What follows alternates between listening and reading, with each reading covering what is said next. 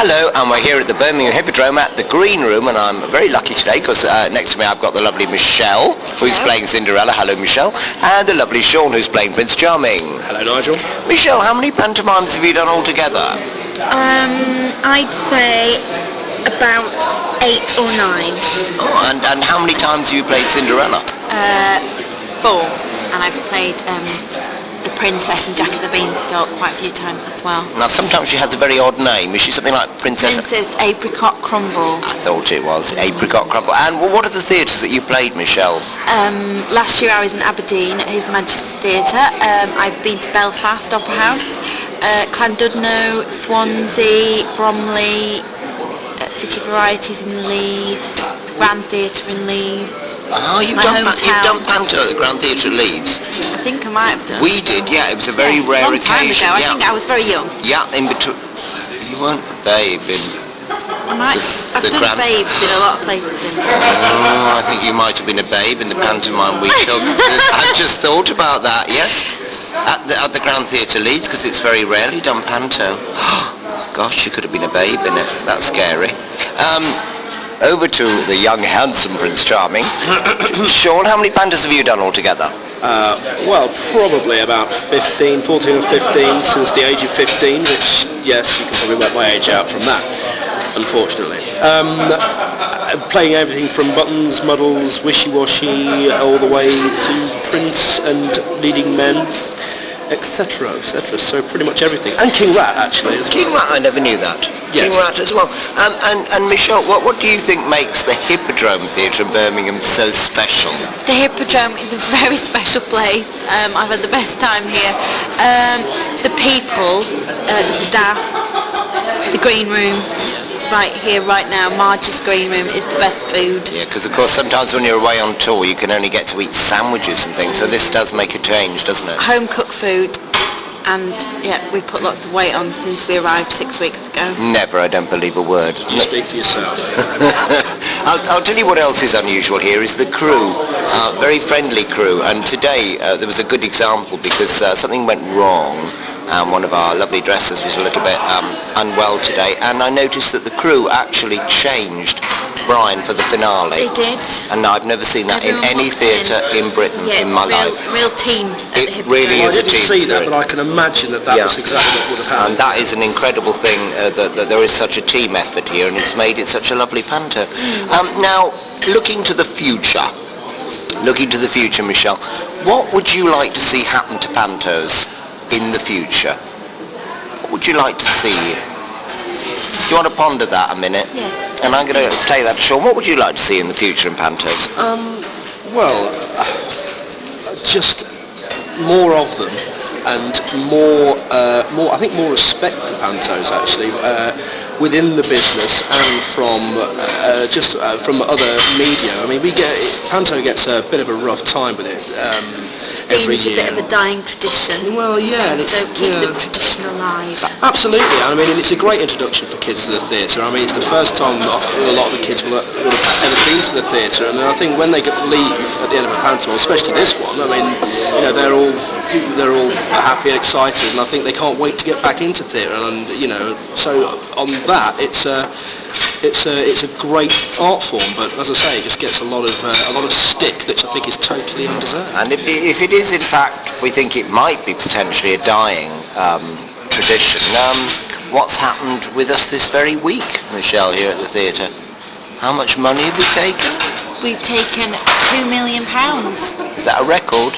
Yes. It's a record breaker, so we're doing not badly here on the pantomime it's front. Not dying in Birmingham. What about now? As you're both singers, I don't sing a note, so it's a completely mysterious. Oh no, you don't want to hear everything. From a singer's point of view, are there things that you have to do? Are there things that you have to look after? Are there things that you do that are different to just straightforward acting? What is it, Michelle? That do you have any little tricks or tips that you can pass on? You just have to look after your voice because it's an instrument.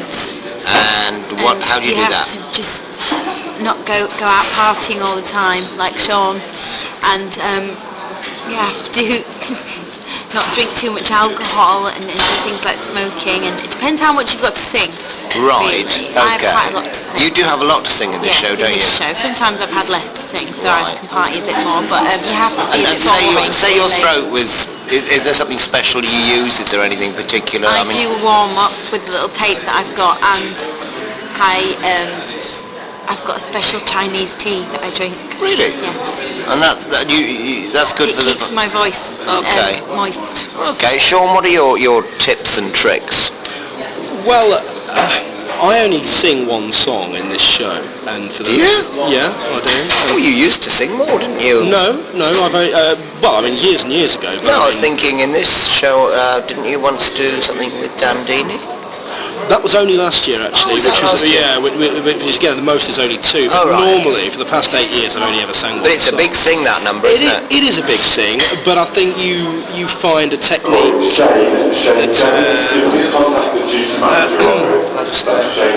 will Shane please go, please? See, there's our authentic atmosphere. I'll go back to what's that again? Sorry.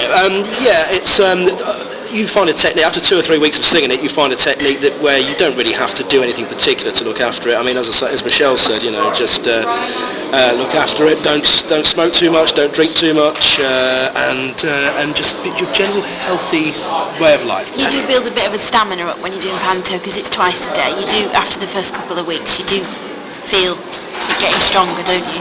Yeah, absolutely. I mean, I think that's what I was trying to say, and you've just summed it up in one sentence, and I was going around the bush a little bit there, but yeah, that's exactly right. What would you say, Michelle, is what's easier to learn, dialogue or lyrics? Lyrics.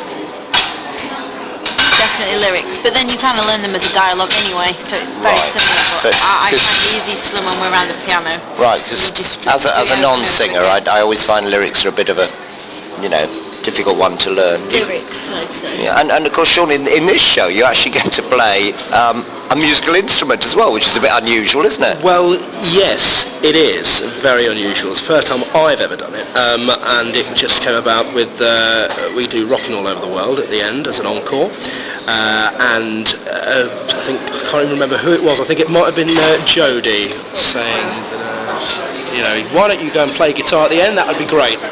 To which Mr. Elliott went, yes, that'll be fantastic. And to which I went, all right then. So it ended up in the show, and it's a nice little gimmick, I So think. you've got multi-skills, right? You sing, you act, do you dance? Well, no, I would never put myself in the business. You're a mover.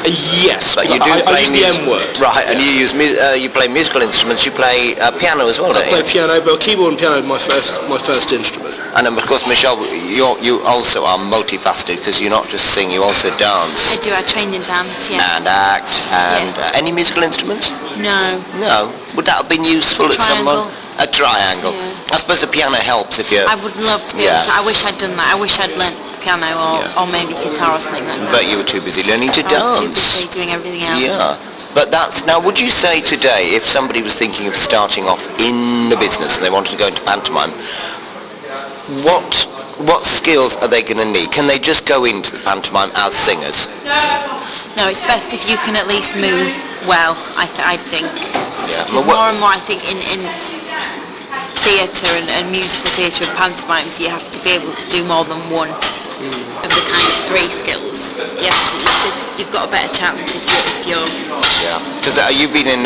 competent at Right. more than one of them, Right. rather than excelling at one. And you've been, I believe, in Mamma Mia.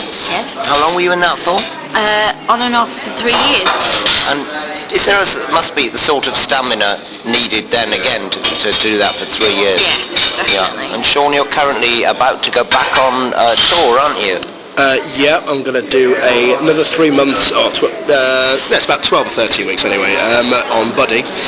I did 9 months last year as Norman Petty, so I'm looking forward to that, so that should be pretty good. It's really an acting role. I mean, there's no singing in it for me at all, apart from an a cappella, what we call bop song, and I have the bop line, which is very easy to do if you're a singer. It wouldn't be easy for me. I wouldn't have a clue where to start.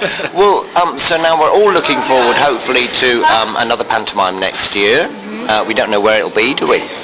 No, I don't. It's all a mystery It to is all a us. mystery. But with any luck, we might even be doing it together. Absolutely. You never know. So on behalf of myself, I would like to say thank you very much for coming here this afternoon. And what have we got to go and do now? Another show. And is it a special show?